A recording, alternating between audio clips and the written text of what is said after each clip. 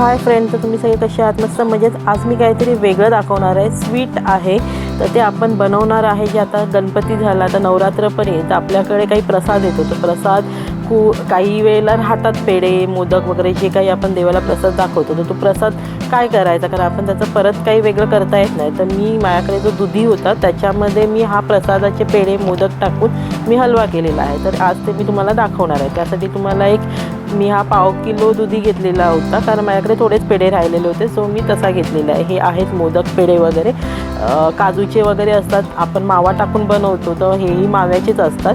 तर मग मी ते यूज करते आणि ह्याच्यामध्ये मी कुठेही साखर वापरलेली नाही आहे.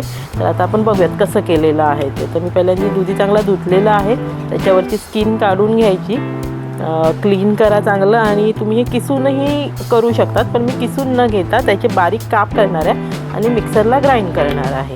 जर तुम्हाला तुमच्याकडे लहान बाळ असेल तर हे तुम्ही त्यालाही देऊ शकता, फक्त त्याच्यामध्ये तुम्ही गूळ घाला.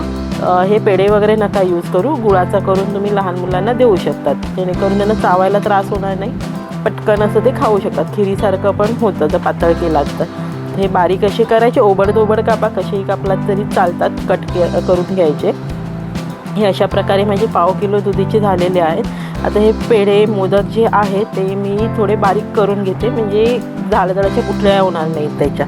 तर आपण ते असं थोडं नरम पण करून घ्यायचे आहेत आणि थोडं दूध लागणार आहे. जसं तुम्हाला घट्ट हवं आहे, नरम हवं आहे, त्याप्रमाणे तुम्ही दूध त्याच्यामध्ये घालू शकता.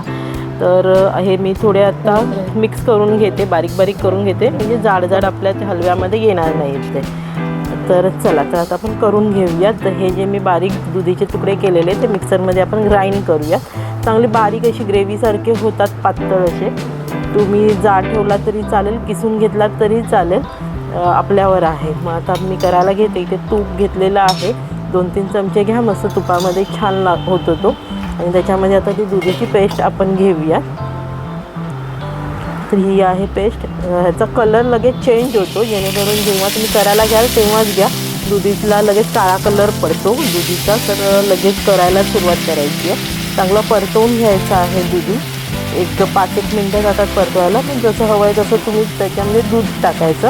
आणि जे मी पेढे म्हटलेले होते ते मी त्याच्यामध्ये मिक्स करणार. अगदी इझी सोपी आहे रेसिपी, कोणीही करू शकतं. फक्त मी याच्यामध्ये साखर वगैरे वापरलेली नाही आहे, फक्त ते पेढे वापरलेले आहेत, म्हणून ते मी म्हणाले की शुगरलेस आहे. शुगर पण आहे म्हणा त्या पेढ्यांमध्ये, शुगरलेस पण नाही बोलता येणार त्याला. तर आपण ड्रायफ्रूट वगैरे टाकू शकतो त्याच्यामध्ये.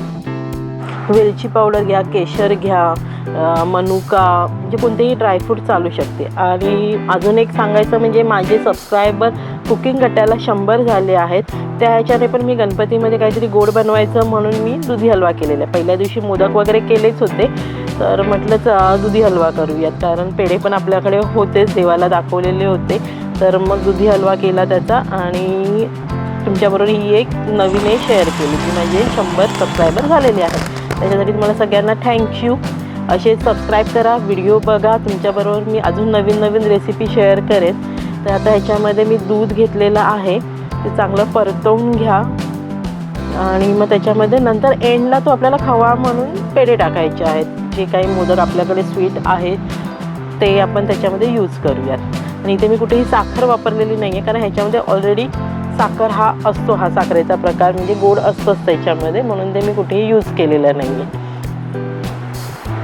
फक्त लहान मुलांना द्यायचं असेल तर तिथे गुळाचा वापर करा, साखर नका वापरू, कारण लहान मुलांना गुळ हे चांगलं असतं. 15 मिनटामध्ये हा हलवा आपला बनतो. जास्त वेळ काही लागत नाही, कारण आपण ते बारीक केलेलं आहे, ग्राइंड केलेलं आहे, त्याच्यामुळे पटकन शिजून जातं ते. तर अशा प्रकारे हा माझा मी दुधीचा हलवा केलेला आहे. रेसिपी आवडली तर नक्कीच मला कमेंट करा. तुम्ही कोणी कमेंट करत नाहीत, प्लीज जरा कमेंट करा, म्हणजे मला पण कळेल की काही व्हेरिएशन्स करायला हव्या आहेत का त्याच्या रेसिपीमध्ये, की काय वेगळं हवं आहे, तुम्हाला काय बघायला अजून रेसिपी आवडेल. जसं मी खेकड्याचा व्हिडिओ टाकलेला आहे, तो पण खूप जणांनी बघितला. मोर दॅन 3000च्या वर त्याचे व्ह्यूज आलेले आहेत. थँक्यू त्याच्यासाठी पण. नॉनव्हेजचे पण व्हिडिओ मी तुमच्याबरोबर शेअर करणारच आहे नक्कीच. हा व्हिडिओ आवडला तर नक्कीच लाईक, शेअर आणि सबस्क्राईब करा आणि कमेंट करायला विसरू नका. आणि त्याच्या बाजूला जे बेल आयकॉन आहे ते प्रेस करा, म्हणजे माझे कोणते नवीन व्हिडिओ येतील ते तुम्हाला नोटिफिकेशनमध्ये कळतील की कधी आलेले आहेत. तर माझा काही टाईम असा फिक्स नाही आहे, जसं मला जमतं त्याप्रमाणे मी व्हिडिओ अपलोड करते. तर प्रेस करा बेल आयकॉन, जेणेकरून जेव्हा व्हिडिओ अपलोड होईल तेव्हा तुम्हाला तो कळेल की आज नवीन रेसिपी काय शेअर केलेली आहे. ओके, व्हिडिओ पूर्ण बघितल्याबद्दल थँक्यू अँड लाईक करायला विसरू नका. तर आता हा आपला हलवा झालेला आहे, तर चला मग आपण खायला तयार आहोत. तुम्ही पण घरी बनवा आणि मला सांगा कमेंटमध्ये कसा झालेला आहे तो. लवकरच नवीन व्हिडिओ मी तुमच्याबरोबर अपलोड करेन, शेअर करेन. तिथपर्यंत हा मस्तपैकी टेम्पटिंग दुधी हलवा आपण एन्जॉय करूयात. चला तर तुम्ही पण या घ्यायला. व्हिडिओ आवडला तर नक्कीच लाईक शेअर सबस्क्राईब करायला विसरू नका.